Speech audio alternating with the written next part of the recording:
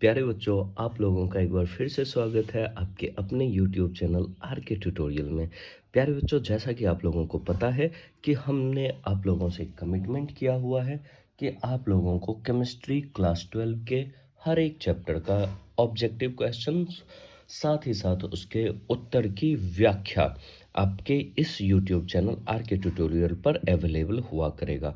और हमने आपसे ये भी बोला है कि अगर आप ज़्यादा से ज़्यादा चैनल को सब्सक्राइब करते हैं, वीडियो को लाइक करते हैं और वीडियो पसंद करते हैं, तो प्यारे बच्चों हम आपके लिए लेकर के आएंगे फिजिक्स क्लास 12 की भी ऑब्जेक्टिव्स। और साथ ही साथ अगर देखेंगे कि भाई आप लोगों का डिमांड, आप लोगों की रिक्वायरमेंट, ज़रूरत अगर पड़ी, तो फिर इसके लिए आप लोगों के लिए बोर्ड एग्जाम के पॉइंट ऑफ व्यू से important subjective questions, long answer type questions की भी व्यवस्था करेंगे। तो जैसा कि आप देख पा रहे हैं, हमारा आज का जो चैप्टर है प्यारे बच्चों, वो है बायोमोलिक्यूल्स। तो एक वीडियोस में बहुत सारा क्वेश्चन लेने से वीडियोस बहुत लंबा हो जाता है, तो हम लोग ना इसको पार्ट वाइज में करेंगे। और बायोमोलिक्यूल्स का आज सबसे पहला वीडियो हम लोग आपके लिए लेकर के आए हैं। तो देखिए, इसमें आ जाते हैं हम लोग क्वेश्चंस की तरफ। क्वेश्चंस आप लोगों के स्क्रीन पर दिख रहा है। तो मैं आर के सर एक बार फिर से आपका स्वागत करूंगा और आइए यहाँ पर बात करेंगे हम लोग इस सारे क्वेश्चंस की। तो देखिए, सबसे पहला क्वेश्चन आपका क्या कह रहा है? तीन विभिन्न एमिनो अम्ल द्वारा निर्मित ट्राइपेप्टाइड की संख्या होती है। तो सबसे पहले प्यारे बच्चों समझना है हमें कि ये तीन अलग अलग एमिनो अम्ल से जो ट्राइपेप्टाइड बनता है, तो उस ट्राइपेप्टाइड को बनाने के लिए तीन एमिनो अम्ल के बीच में दो पेप्टाइड आबंध और कभी कभी तीन पेप्टाइड आबंध जुड़ते हैं, जिससे कि हमें ट्राइपेप्टाइड का निर्माण कर सकते हैं। और सबसे साधारण ट्राइपेप्टाइड प्यारे बच्चों ग्लाइसिन होता है। सबसे देखिए क्या कह रहा है, नंबर 1, ये तीन अलग अलग अलग अलग एमिनो अम्ल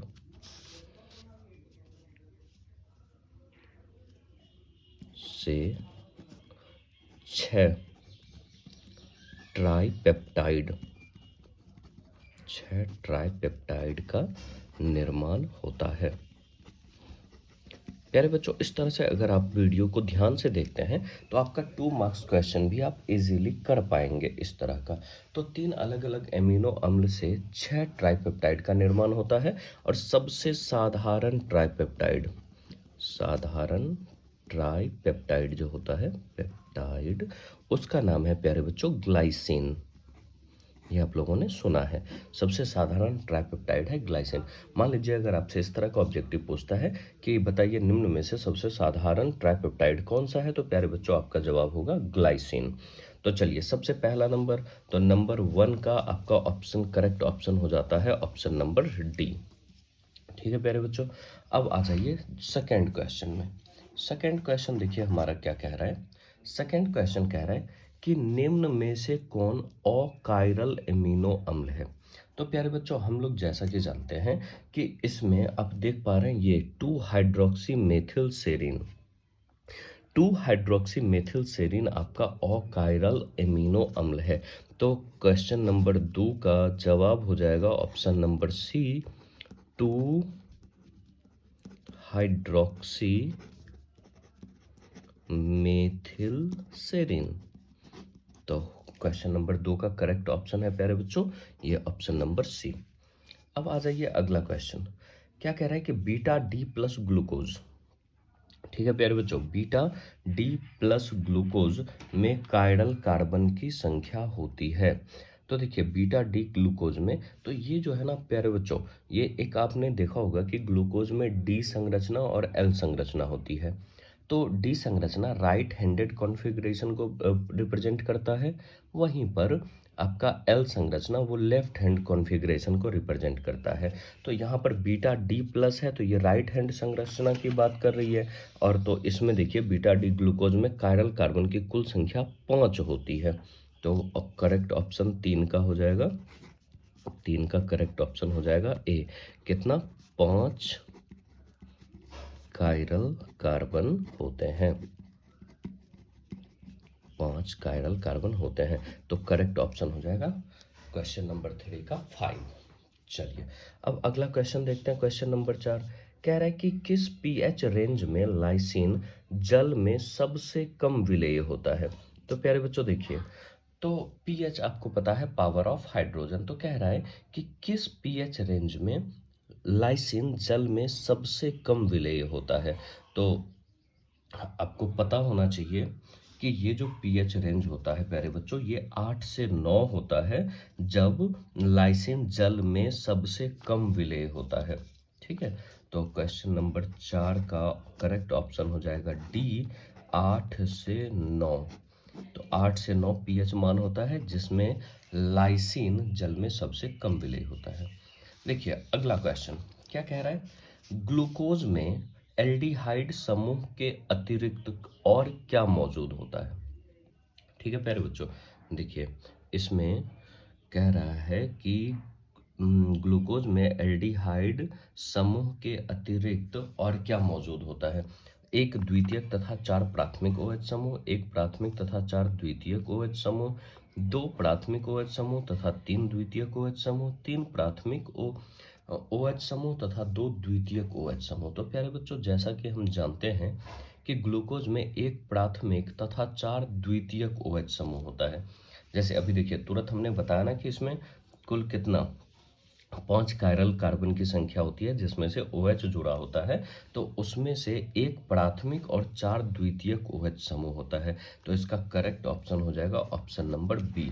तो देखिए 5 का हो जाएगा प्यारे बच्चों करेक्ट ऑप्शन बी। क्या, एक प्राथमिक तथा 4 द्वितीयक 4 द्वितीयक OH समूह पाए जाते हैं। ठीक है प्यारे बच्चों, देखिए ये हो गया क्वेश्चन नंबर 5। अब आ जाइए क्वेश्चन नंबर 6 में। क्वेश्चन नंबर 6 कह रहा है वसा, वसा बोले तो फैट जिसको चर्बी के नाम से जानते हैं हम लोग, वसा के साथ आंत में अवशोषित होने वाला विटामिन है। ठीक है, वसा के साथ आंत में अवशोषित होने वाला विटामिन है। तो प्यारे बच्चों वो जो होता है, जो वसा के साथ आंत में अवशोषित होता है वो होता है विटामिन ए और विटामिन डी। तो इसका करेक्ट ऑप्शन हो जाएगा प्यारे बच्चों ऑप्शन नंबर ए। तो 6 का ए हो जाएगा कि कौन कौन आपका वसा के साथ आंत में अवशोषित होता है प्यारे बच्चों। तो वो है विटामिन ए, विटामिन ए एवं एवं विटामिन डी। ठीक है, चलिए क्वेश्चन नंबर 6 हो गया। आ जाइए क्वेश्चन नंबर 7 में। कह रहा है कौन सा अंग फाइट तथा फ्लाइट अंग है। प्यारे बच्चों समझिएगा, कह रहा है कि कौन सा अंग फाइट तथा फ्लाइट अंग है। तो आपको पता होना चाहिए कि ये option number B adrenal, adrenal आपका फाइट एंड फ्लाइट अंग है। तो 7 का करेक्ट ऑप्शन हो जाएगा बी, एड्रिनल। एड्रिनल प्यारे बच्चों आपका फाइट एंड फ्लाइट अंग है। तो यहाँ पर देखिए ये हो जाएगा इसका एड्रिनल। क्वेश्चन नंबर 7 का करेक्ट ऑप्शन बी। अब आ जाइए क्वेश्चन नंबर 8।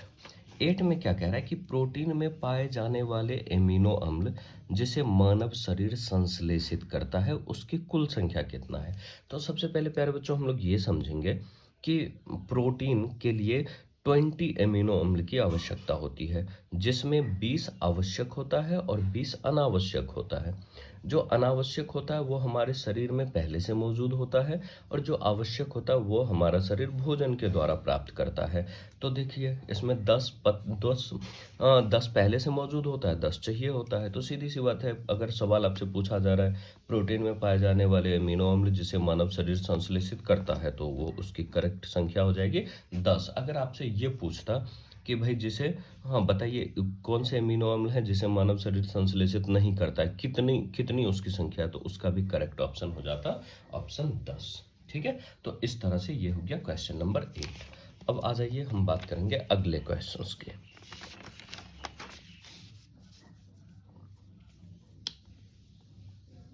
देखिए हमारा अगला क्वेश्चन है प्यारे बच्चों क्वेश्चन नंबर 9।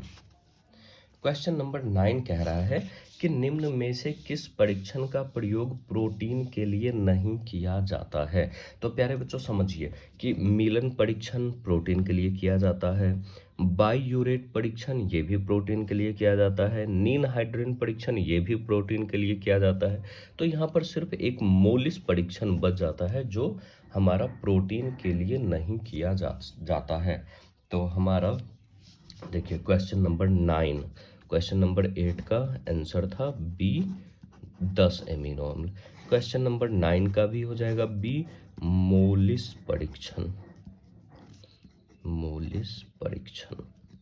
ठीक है प्यारे बच्चों, क्वेश्चन नंबर 9। अब आ जाइए क्वेश्चन नंबर 10, कह रहा है कि निम्न में से प्यूरिन व्युत्पन्न है। प्यारे बच्चों समझेंगे, ये प्यूरिन जो होता है ना, ये गुआनिन का व्युत्पन्न होता है। प्यूरिन आपका गुआनिन का व्युत्पन्न होता है और गुआनिन का संरचना आप लोग जानते हैं। गुआनिन इसका संरचना होता है, इसको जी से रिप्रेजेंट करते हैं। तो देखिए CH डबल बॉन्ड N, फिर यहाँ C डबल बॉन्ड C, फिर यहाँ से NH, फिर यहाँ से सिंगल बॉन्ड। देखिए इस तरह से सबका बॉन्ड इधर पूरा होता है।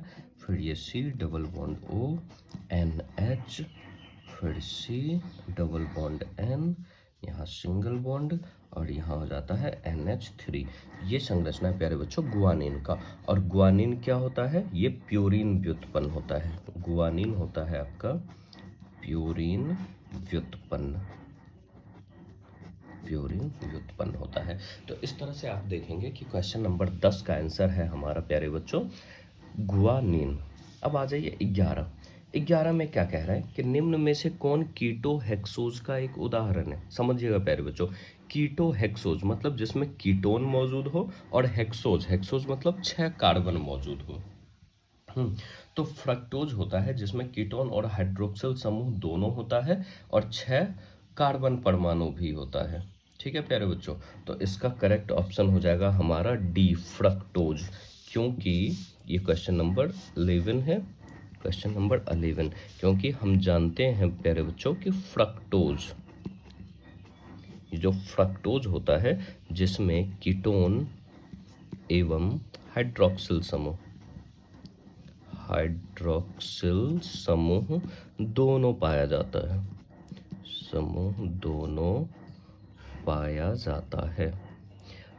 कीटोन और हाइड्रोक्सिल समूह दोनों पाया जाता है इसमें, एवं इसमें 6 कार्बन, इसमें 6 कार्बन भी मौजूद होते हैं, 6 कार्बन भी मौजूद होते हैं। कैसे, अगर आप संरचना देखना चाहें प्यारे बच्चों तो देखिए 1 2 3 4 5, 1 2 3 4 5 6 हो गया। यहाँ पे लगता है OH, यहाँ डबल बॉन्ड O।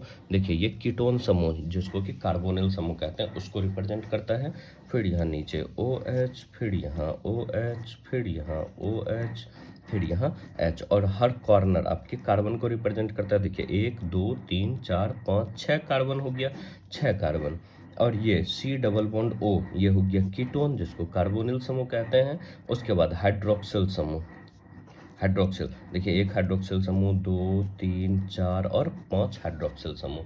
तो इस तरह से आपका क्वेश्चन नंबर 11 का करेक्ट ऑप्शन हो जाएगा डी फ्रक्टोज। अगला आ जाइए, क्या कह रहा है ग्लाइसिन, ग्लाइसिन में कौन सा क्षारीय समूह पाया जाता है। तो प्यारे बच्चों समझना है कि ग्लाइसिन जितना भी एमिनो अम्ल है, ये ग्लाइसिन आपका एक प्रकार का एमिनो अम्ल है। जितना भी एमिनो अम्ल होता है सब में 2 क्रियात्मक समूह कार्बोक्सिलिक अम्ल और एमीन समूह मौजूद होता है। तो उसी तरह से जब सभी एमिनो अम्ल में होता है और ग्लाइसिन भी एमिनो अम्ल है तो इसमें क्षारीय समूह, अम्लीय समूह, देखिए हमने क्या बोला कि सभी एमिनो अम्ल में, क्वेश्चन नंबर 12, सभी एमिनो अम्ल में सिंगल बॉन्ड COOH जिसको कार्बोक्सिलिक अम्ल बोलते हैं। तो ये देखिए ये अम्लीय समूह मौजूद हुआ। इसके बाद सिंगल बॉन्ड NH2 जिसको एमीन बोलते हैं, ये क्षारीय समूह होता है। क्षारीय समूह, ये दोनों मौजूद होता है सभी प्रकार के एमिनो अम्ल में। तो यही ग्लाइसिन भी तो हमारा एमिनो अम्ल है प्यारे बच्चों, ग्लाइसिन। तो ग्लाइसिन में अम्लीय समूह के रूप में कार्बोक्सिलिक अम्ल और क्षारीय समूह के रूप में एमीन मौजूद रहेगा। तो देखिए इसका करेक्ट ऑप्शन हो जाएगा D, single bond, sorry C हो जाएगा, सिंगल बॉन्ड NH2। तो इसका करेक्ट ऑप्शन हो जाएगा आपका 12 का सी, सिंगल बॉन्ड NH2। ठीक है, चलिए अब आ जाते हैं क्वेश्चन नंबर 13। देखिए क्वेश्चन नंबर 13 क्या कह रहा है कि जैव तंत्रों में RNA अणु विशिष्ट प्रोटीन के संश्लेषण को निर्देशित करता है। समझना है, जैव तंत्र में आरएनए राइबो न्यूक्लिक एसिड अणु विशिष्ट प्रोटीन के संश्लेषण को निर्देशित करता है, जो प्रत्येक जीवधारियों के लिए लाक्षणिक है। यह प्रक्रिया कहलाती है। तो प्यारे बच्चों समझना है कि यह अनुलेखन एक प्रक्रिया होती है। अनुलेखन एक प्रक्रिया होती है जिसमें हम कह सकते हैं अनुलेखन वह प्रक्रिया होती है जिसके द्वारा प्रोटीन संश्लेषण को निर्देशित किया जाता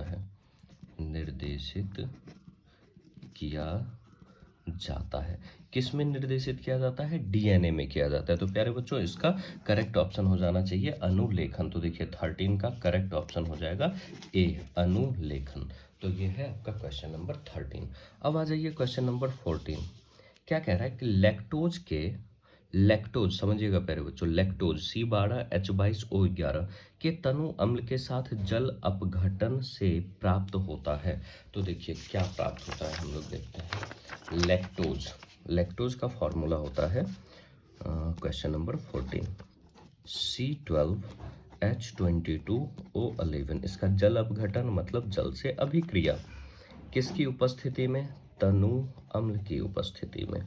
तो देखिए ये ना, अब देखिए यहाँ कार्बन 12 है तो ये C6 और C6 में डिवाइड होगा। हाइड्रोजन यहाँ 22 और 2 24, इसके हिस्सा में आएगा 12, इसके हिस्सा में भी आएगा 12। ऑक्सीजन 11 1 12, इसके हिस्सा में आएगा 6, इसके हिस्सा में भी आएगा 6। तो हमको दो अणु बनता है C6H12O6 का प्यारे बच्चों। तो क्या कह रहा है कि आपका क्वेश्चन नंबर 14 में लैक्टोज के तनु अम्ल के साथ जल अपघटन से प्राप्त होता है, क्या प्राप्त होता है? ये प्राप्त होता है डी ग्लूकोज तथा डी गैलेक्टोज। देखिए ये जो है आपका ये है डी ग्लूकोज होता है, दोनों का फॉर्मूला सेम होता है, डी ग्लूकोज और डी गैलेक्टोज प्राप्त होता है प्यारे बच्चों, गैलेक्टोज। ये करेक्ट ऑप्शन हो जाएगा आपका ऑप्शन नंबर बी 14 का। अब आ जाइए 15 नंबर। क्या कह रहा है कि इंसुलिन किसके उपापचय को नियंत्रित करता है? प्यारे बच्चों सबको पता है कि डायबिटीज एक ऐसी बीमारी है जिसके हो जाने के बाद लोगों को रेगुलर वे में इंसुलिन का इंजेक्शन लेना पड़ता है। तो वो क्या करता है? शुगर को कंट्रोल करता है। शुगर मतलब क्या? चीनी। और चीनी मतलब क्या? यहाँ पर देखिए चीनी खनिज में तो आता नहीं है, एमिनो अम्ल भी नहीं है, विटामिन भी नहीं है। तो क्या हो जाएगा इसका करेक्ट ऑप्शन? सी, ग्लूकोज। तो 15 का करेक्ट ऑप्शन हो जाएगा सी, 15 का हो जाएगा सी, ग्लूकोज। ठीक है प्यारे बच्चों, 15 का सी। अब आ जाइए क्वेश्चन नंबर 16 क्या कह रहा है कि वह विटामिन जो जल एवं वसा दोनों में अविलेय है। प्यारे बच्चों आपको पता है कि विटामिन्स, कुछ विटामिन ऐसे होते हैं जो जल में घुलनशील होते हैं, कुछ ऐसे जो वसा यानी फैट में घुलनशील होते हैं, लेकिन कुछ ऐसे होते हैं कि जो ना तो पानी में घुलनशील होता है और ना ही फैट में, उसको कहा जाता है विटामिन एच। तो देखिए क्वेश्चन नंबर 16 क्या कह रहा है कि जल एवं वसा दोनों में अविलेय मतलब क्या? जो नहीं घुलता हो। अविलेय विटामिन कौन सा है? तो प्यारे बच्चों वो है आपका विटामिन एच, जिसको हम लोग बायोटीन के नाम से जानते हैं, बायोटीन। तो देखिए 16 नंबर का करेक्ट ऑप्शन हो जाएगा ऑप्शन ए, बायोटीन। तो 16 का करेक्ट ऑप्शन हो जाएगा ऑप्शन नंबर ए। तो ये रहा क्वेश्चन नंबर 16।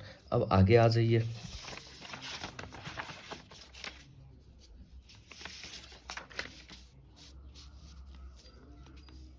देखिए क्वेश्चन नंबर 17 में हम लोग आते हैं।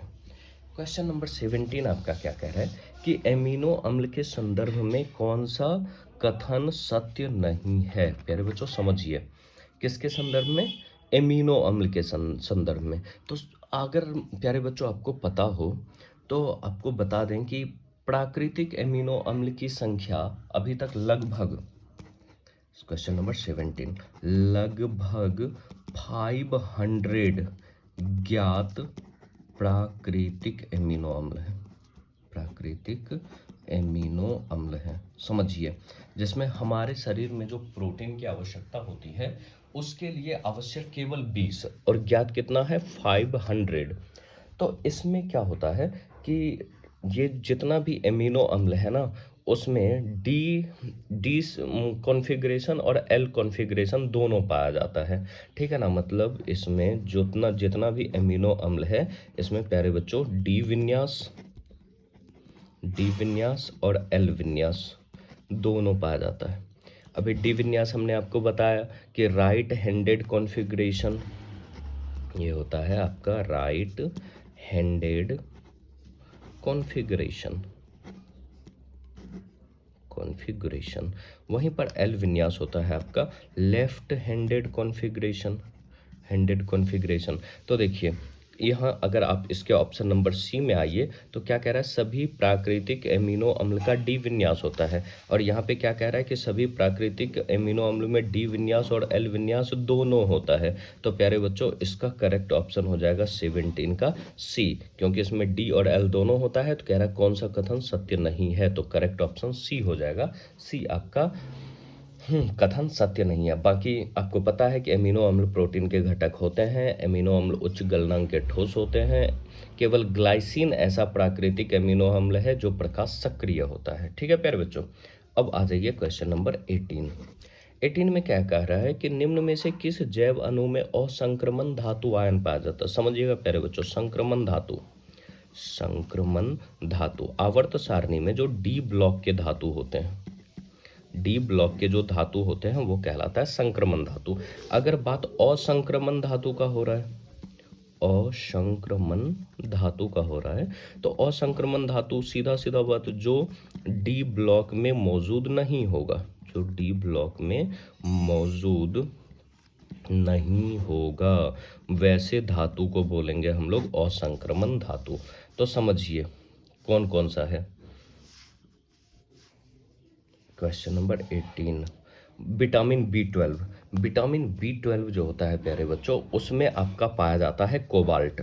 समझिएगा विटामिन, ये इंपॉर्टेंट क्वेश्चन है प्यारे बच्चों, समझ लीजिए, इसमें से बहुत सारा क्वेश्चन बन सकता है। सबसे पहला विटामिन बी ट्वेल्व में पाया जाता है आपका कोबाल्ट। समझिएगा विटामिन बी ट्वेल्व में क्या पाया जाता है आपका कोबाल्ट, जो कि होता है आपका डी ब्लॉक का तत्व है कोबाल्ट। उसके बाद आ जाइए दूसरा क्या कह रहा है, क्लोरोफिल। आपको पता है क्लोरोफिल पौधे के हरी पत्तियों में पाया जाता है, जो जिम्मेदार होता है उसके हरे रंग के लिए। तो क्लोरोफिल में प्यारे बच्चों आपका पाया जाता है मैग्नीशियम। क्लोरोफिल में पाया जाता है मैग्नीशियम Mg, जो कि S ब्लॉक का है। ठीक है, उसके बाद अगला देख लीजिए हीमोग्लोबिन। आपको पता है हीमोग्लोबिन के लिए कौन जिम्मेदार होता है प्यारे बच्चों, आयरन Fe। ठीक है, और Fe आपको पता है कि ये डी ब्लॉक का है। उसके बाद आ जाइए insulin, option number D insulin. तो इंसुलिन में आपका पाया जाता है सल्फर, और सल्फर तो सबसे पहले अधातु है। और देखिए आपसे क्या पूछा जा रहा है कि निम्न में से किस जैव अणु में असंक्रमण धातु आयन पाया जाता है।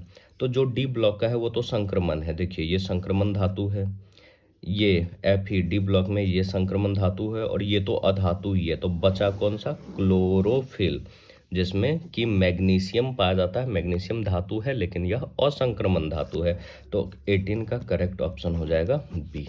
ठीक है प्यारे बच्चों, 18 का हो गया बी। अब आ जाइए क्वेश्चन नंबर 19। देखिए 19 क्या कह रहा है कि सल्फर युक्त एमिनो अम्ल का उदाहरण है। कौन सा एमिनो अम्ल सल्फर युक्त एमिनो अम्ल है। तो प्यारे बच्चों आप जानिए कि सल्फर युक्त एमिनो अम्ल दो होते हैं। वो है पहला है सिस्टीन, दूसरा है आपका मेथियोनिन। ये दो आपका ऐसा एमिनो अम्ल है, सिस्टीन और मेथियोनिन, जिसमें सल्फर पाया जाता है। और यहाँ पर देख लीजिए लाइसिन, सेरीन, सिस्टीन और टायरोसिन, तो इसका करेक्ट ऑप्शन हो जाएगा सी। या आपसे 2 मार्क्स के क्वेश्चन में पूछा जा सकता है प्यारे बच्चों कि बताइए सल्फर युक्त एमिनो अम्ल कौन कौन सा है, तो आपका जवाब होगा सिस्टीन और मेथियोनिन। यहाँ पे फिलहाल 19 का करेक्ट ऑप्शन हो जाएगा सी। ठीक है, अब आ जाइए क्वेश्चन नंबर 20। क्या कह रहा है, बायोटीन ईस्ट में पाए जाने वाला कार्बनिक पदार्थ है। ईस्ट आप लोगों को पता है, उसमें पाया जाता है बायोटीन मतलब विटामिन एच। इसकी कमी से डर्मेटाइटिस तथा पक्षाघात हो जाता है। इसे किस नाम से जानते हैं? अभी हमने बताया था कि विटामिन एच को ही बायोटीन कहा जाता है। तो 20 का करेक्ट ऑप्शन हो जाएगा प्यारे बच्चों ए। अब आ जाइए 21। क्या कह रहा है, सेलुलोज के पूर्ण जल अपघटन से प्राप्त होता है। सेलुलोज के पूर्ण जल अपघटन से प्राप्त होता है। क्या प्राप्त होता है प्यारे बच्चों? यहाँ पे सेलुलोज के पूर्ण जल अपघटन से डी ग्लूकोज प्राप्त होता है। तो 21 का करेक्ट ऑप्शन हो जाएगा प्यारे बच्चों डी। क्या हो जाएगा? D glucose. अब आ जाइए क्वेश्चन नंबर 22 पर। 22 हमारा कह रहा है डीएनए की द्विकुंडलित संरचना का कारण है। तो आपको पता है डीएनए का हमने संरचना बताया हुआ क्लास में। कुछ इस तरह का संरचना बन रहा था, देखिए कुछ इस तरह का संरचना बन रहा था, जिसमें जी सी ए और टी के बीच आपका जीसी के बीच ट्रिपल बॉन्ड, एटी के बीच डबल बॉन्ड, इस तरह से बन रहा था। और ये जो बॉन्ड था ये हमने बताया था कि ये हाइड्रोजन आबंध है। हाइड्रोजन आबंध जो कि मजबूत आबंध होता है, जो इसको अलग नहीं होने देता है। तो प्यारे बच्चों समझिए क्या कह रहा है कि डीएनए की द्विकुंडलित संरचना का कारण स्थिर विद्युत आकर्षण, वांडर वाल बल, द्विध्रुव द्विध्रुव अन्योन्य क्रिया या हाइड्रोजन आबंधन। तो इसका करेक्ट ऑप्शन हो जाएगा डी। 22 का हो जाएगा डी। क्या हो जाएगा प्यारे बच्चों? हाइड्रोजन आबंध। ठीक है, ये हो गया क्वेश्चन नंबर 22। अब आ जाइए क्वेश्चन नंबर 23। क्या कह रहा है, हीमोग्लोबिन में उपस्थित उप इकाइयां। समझिएगा हीमोग्लोबिन, देखिए क्वेश्चन नंबर 23 क्या कह रहा है, सबसे आम हीमोग्लोबिन अगर जानिए, सबसे आम हीमोग्लोबिन जो होता है, हीमोग्लोबिन जो होता है प्यारे बच्चों, वो होता है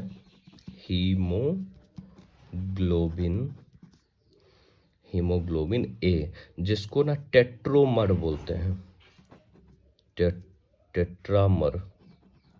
टेट्रामर।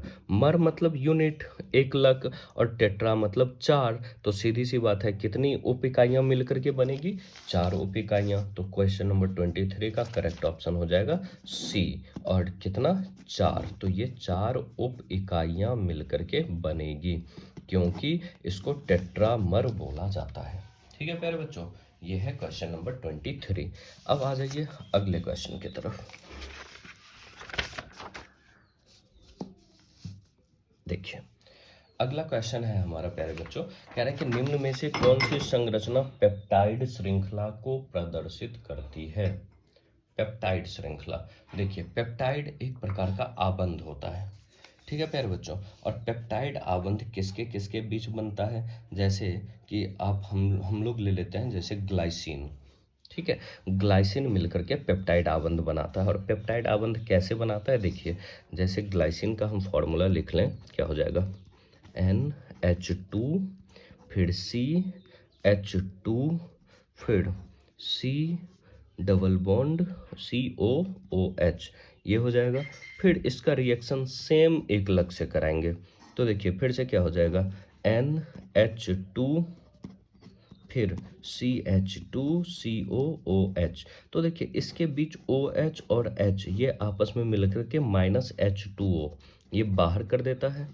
जब ये बाहर कर देगा प्यारे बच्चों, तो यहाँ पे क्या बचेगा? देखिए तो NHH, यहाँ पे हो जाएगा CH2, C double bond O, यहाँ पर हो जाएगा NH, फिर CH2, फिर COOH। तो यहाँ पर देखिए ये CO और NH, CO और NH के बीच ये जो आबंध बना है, यही आबंध आपका कहलाता है पेप्टाइड आबंध। पेप्टाइड आबंध।